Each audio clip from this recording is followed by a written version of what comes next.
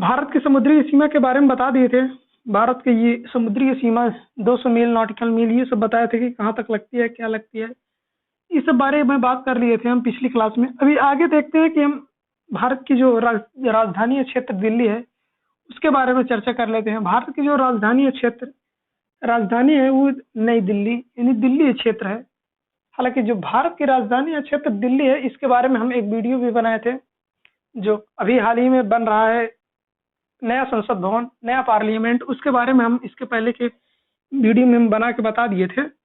अब राजधानी क्षेत्र, हालांकि जो राजधानी क्षेत्र है यहाँ पर जो जनसंख्या है यहाँ पर लगभग 5 करोड़ के पास पहुंच गई है। 4 दशमलव यानी कि 70 यानी कि 4 लाख, 4.5 लाख, 4.25 लाख करोड़ के लगभग में पहुंच गई है। तो यहाँ की हालांकि राजधानी क्षेत्र में भारत का हर एक व्यक्ति यही चाहता है कि हम राजधानी क्षेत्र में जाकर कुछ करें, काम करें। हालांकि बिहार से लेके यूपी के सभी और भी इधर चारों तरफ से कई लोग जाकर बिहार और यहाँ पर दिल्ली के क्षेत्र में काम करने के लिए जाते हैं। बिहार यूपी के लोग, अधिकतर लोग जाते हैं।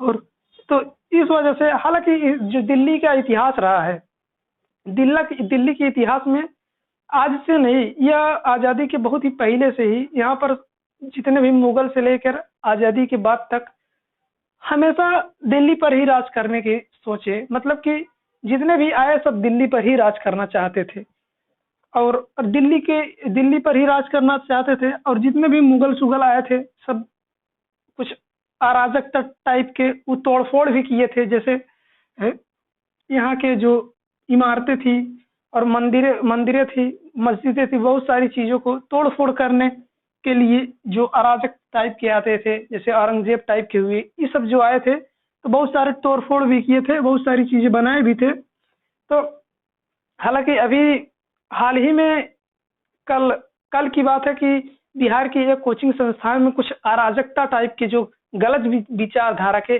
कुछ दबंग टाइप के जो औरंगजेब टाइप के हैं, वो सब बिहार के एक कोचिंग संस्थान में बम मार दिए और तोड़ फोड़ किए और शिक्षकों के साथ बहुत ही अनादर दुरुपयोग किए, बहुत ही गलत बिहेव किए। हालांकि हम ये सबको बता देना चाहते हैं कि ये सब जो गलत विचारधारा के टाइप होते हैं बेटा, ये बम बारूद गोला की ताकत नहीं है, ये कलम की ताकत होती है बेटा। ये अच्छे को पसीना छुड़ा देती है। आप अपनी तो खुद बर्बादी कर रहे हैं और आने वाली 7 पीढ़ियों को भी बर्बाद करने की सोच रहे हैं। ये सब टाइप की चीजें जो मंदिरों पर, मस्जिदों पर, उसके बाद शिक्षा के संस्थानों पर बम फोड़ने का काम करते हैं, गलत व्यवहार करने का काम करते हैं, उसके बाद दुरुपयोग करते हैं, तोड़ फोड़ करते हैं।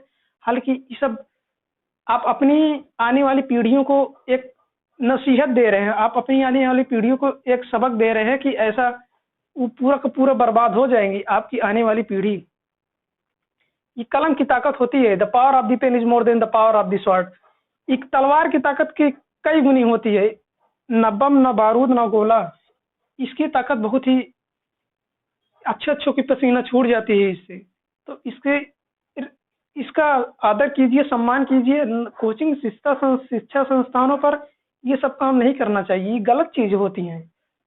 जो पूरी दुनिया को शिक्षा देता है, जो पूरे दुनिया को एक अच्छी व्यवस्थित ढंग से उसको शिक्षा देने का काम करता है, आप उन्हीं को प्रताड़ित कर रहे हो। मतलब यही सब रह गया है अब।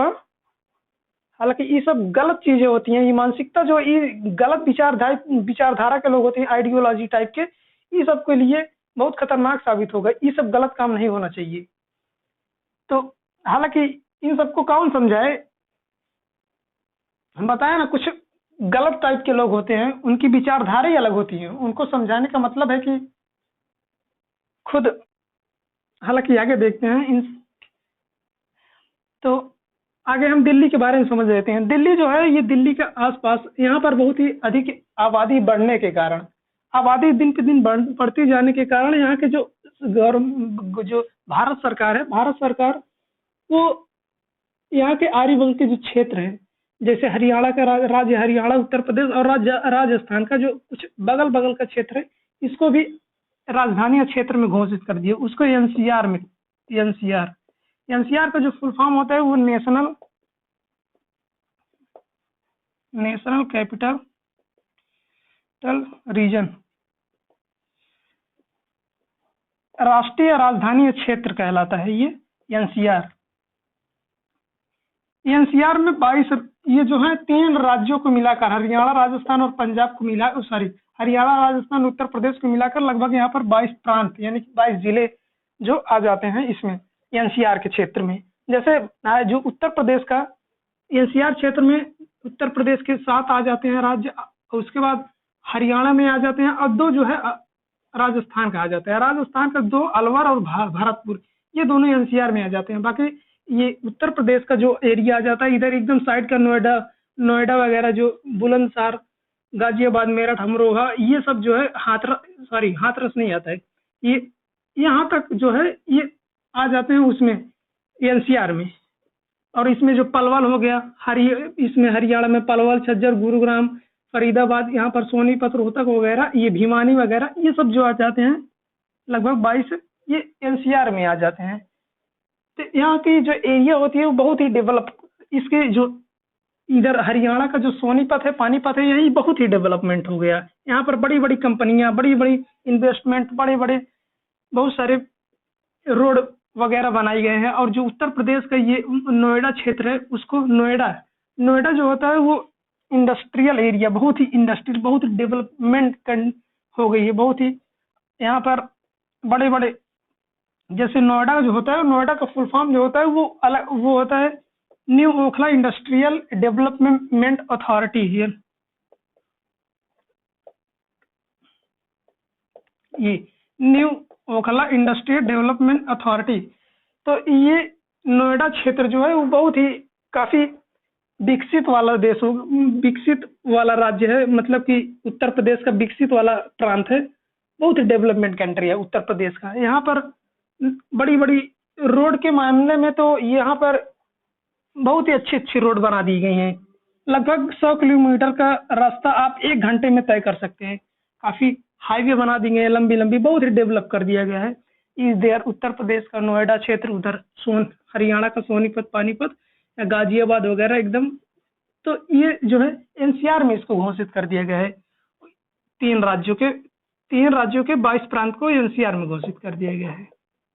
राजधानी क्षेत्र कहलाती है।